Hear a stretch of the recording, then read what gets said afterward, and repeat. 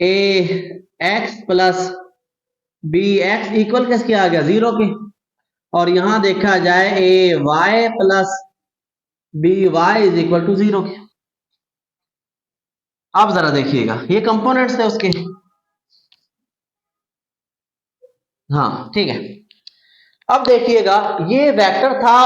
अगर वेक्टर का सम 0 है तो देन देखिए जरा, क्या उसके कंपोनेंट्स का सम भी हमारे पास क्या आ रहा है, 0 आ रहा है। और यहां भी देखेंगे, अगर ये बी वेक्टर था तो ये बी वेक्टर के कंपोनेंट्स, इसका सम भी क्या आ रहा है हमारे पास, 0 ही आ रहा है। तो यहां हम लिख सकते हैं यस,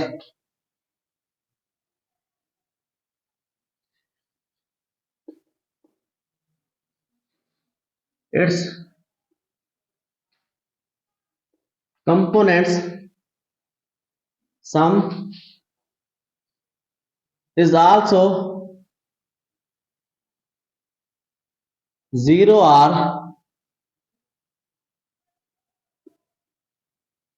null vector। यहां तक क्लियर हुआ बेटा। अब जरा हम आते हैं अगले क्वेश्चन, क्वेश्चन नंबर 8 पे। चलें नेक्स्ट क्वेश्चन जरा देखिएगा। क्वेश्चन में वो पूछ क्या रहा है, under what circumstances would a vector has components that are equal in magnitude. कैसी कौन सी सर्कमस्टेंसेस हैं जिन पे हमारे पास जो दो वेक्टर्स हैं उनके कंपोनेंट्स इक्वल आ जाते हैं। जरा देखिएगा, वेक्टर्स के जो कंपोनेंट्स होते हैं वो हमारे पास कुछ इस तरह से होते हैं। इसको भी हम पहले, इसका भी आंसर भी लिखेंगे और इसको एक्सप्लेन भी करेंगे।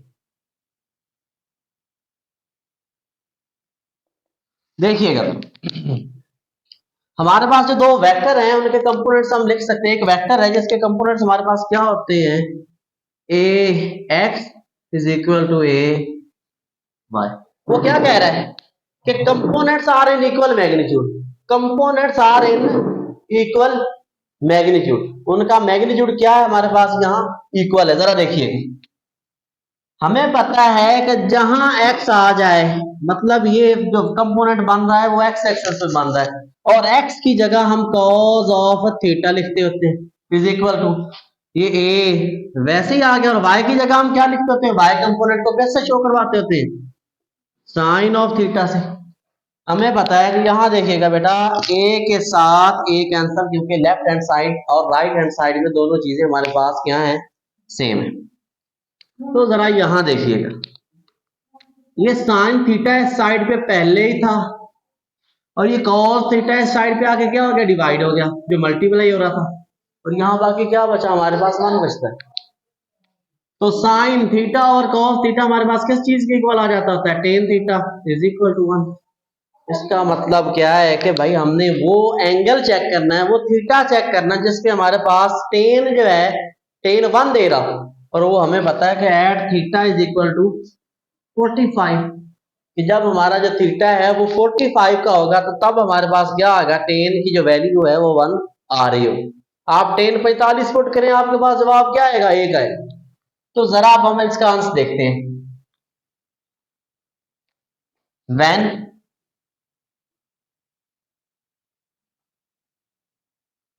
When a vector makes angle theta is equal to 45 degree with positive x axis, कि हमारे पास अगर जो वेक्टर ए है, अगर वो वेक्टर पॉजिटिव एक्स एक्सिस के साथ 45 का जाविया बनाएगा, 45 डिग्री का एंगल बनाएगा, तो तब हमारे पास क्या आएंगे, उनके जो दोनों कंपोनेंट्स हैं वो क्या होंगे, बराबर होंगे। जरा इनको देखिएगा तो कैसे, जरा इसको डायग्रामेटिकली जरा देख लेते हैं कि उसका डायग्राम अगर बनेगी तो कैसे बनेगी।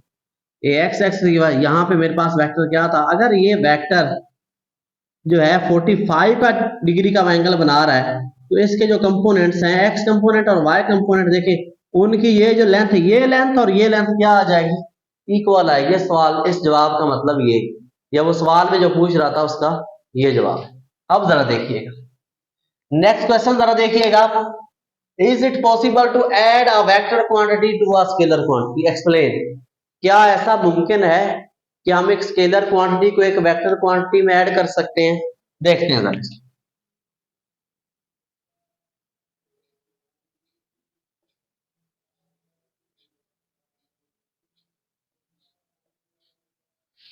पहले जरा हम इसको एक्सप्लेन करते हैं। याद रखिएगा बेटा, ये जो हमारे पास स्केलर क्वांटिटी है और ये वेक्टर क्वांटिटी है, ये तो दोनों डिफरेंट क्वांटिटीज हैं। हमें पता है कि हम जब भी एडिशन करते थे तो स्केलर में स्केलर को ऐड करते थे और वेक्टर को वेक्टर में ऐड करते थे। स्केलर और वेक्टर को कभी भी हम ऐड कर ही नहीं पाए। तो यहां एक तो रीजन ये आ गई कि both scalar and vectors are different quantities। पहली कंडीशन ये है, क्योंकि ये दोनों हैं हम, इसलिए हम ऐड नहीं कर सकते इसको। लेकिन जरा दूसरी बात देखिएगा, हमें पता है बेटा कि वेक्टर को ऐड करने के लिए हम कौन सा रूल यूज करते थे? Vectors are added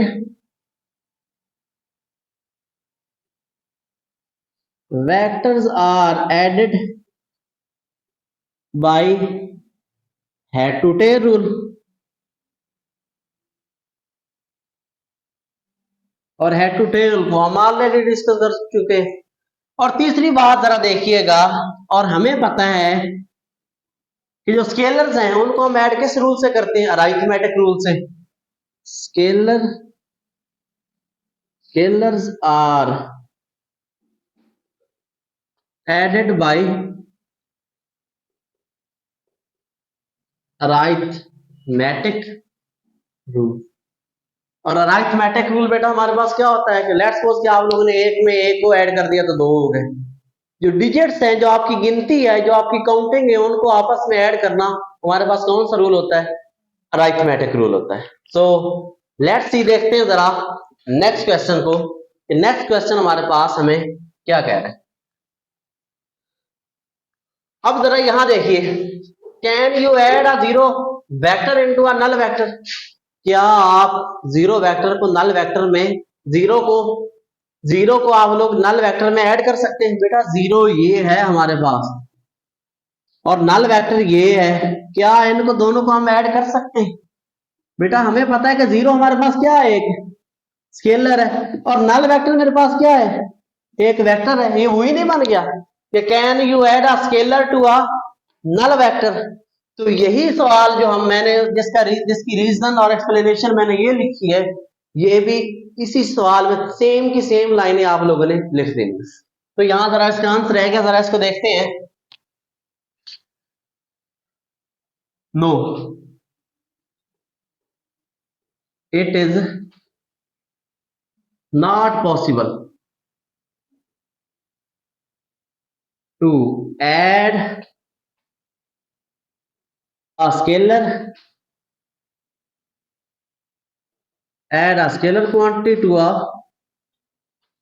in a vector quantity in a vector।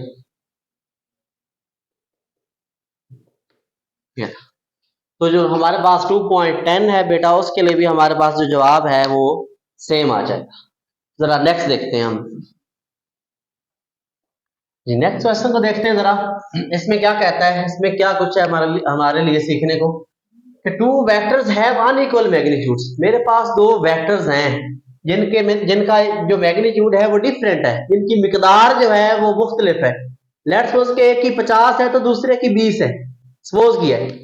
Can their sum be a zero? कि क्या उसका सम जीरो हो सकता है? फिर हमने एक्सप्लेन भी कर लिया। जरा देखिएगा, आंसर है, उसके बाद हम इसको जरा एक्सप्लेन करते हैं। पहले हम एक्सप्लेन करेंगे, एक्सप्लेनेशन से हम अपना आंसर लिखेंगे। जरा देखिए, two vectors have unequal magnitude. Let's see कि मेरे पास बेटा ये एक वेक्टर है ए है और दूसरा वेक्टर मेरे पास ये बी है। मैंने क्या दो एक देखें, जो स्ट्रेट लाइन है हेड के अलावा हमें पता है तो वो क्या करती होती है, वो मैग्नीट्यूड को शो करती है। यहाँ स्ट्रेट लाइन ज्यादा है तो मैग्नीट्यूड इसका ज्यादा है, और इसकी स्ट्रेट लाइन जो है वो कम है तो इसका मैग्नीट्यूड क्या है, कम है। और यहाँ मैंने करना भी क्या था, अनइक्वल मैग्नीट्यूड, मैंने मैग्नीट्यूड अनइक्वल ही ले ली, मैंने ले ली। वो क्या है, can their sum be zero, कि क्या उनका जो सम है वो हमारे पास जीरो हो सकता है। जरा देखते हैं कि बेटा देखें, लेट्स सपोज कि ये मेरे पास 50 था, इसका मैग्नीट्यूड प्लस 50 था, और इसका मैं ले लेता हूं 20। अगर मैं इसकी डायरेक्शन ऑपोजिट भी कर दूं, डायरेक्शन उल्ट भी कर दूं, तो जरा देखें ये 50 आ जाएगा, ये माइनस क्या आ जाएगा, 20 आ जाएगा, तो रिजल्टेंट आपके पास क्या आ रहा है, 30 आ रहा है। ऐसा ही है ना, लेकिन जीरो आ रहा है, नहीं आ रहा। हम यहां लिख सकते हैं two vectors if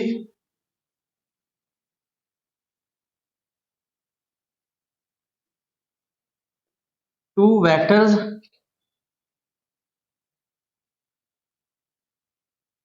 have same magnitude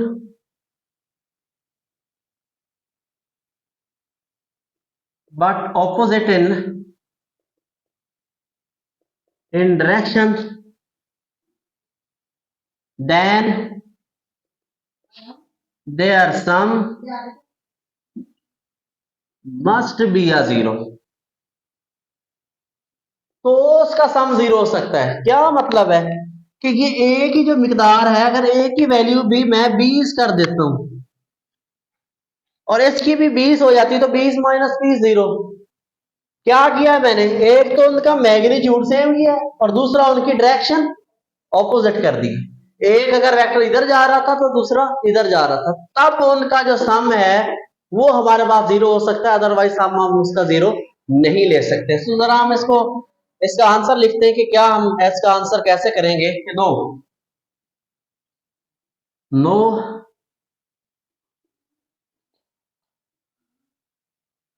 it's sum does not zero. ये हमने उसका आंसर लिख दिया और ये थी उसकी एक्सप्लेनेशन। सो आई होप कि बेटा आप लोगों को आज का लेक्चर समझ आया होगा। सो मिलते हैं नेक्स्ट, जो बाकी हमारे शॉर्ट क्वेश्चन रहते हैं उसको हम करेंगे इंशाल्लाह कल डिस्कस नेक्स्ट लेक्चर। अल्लाह हाफिज।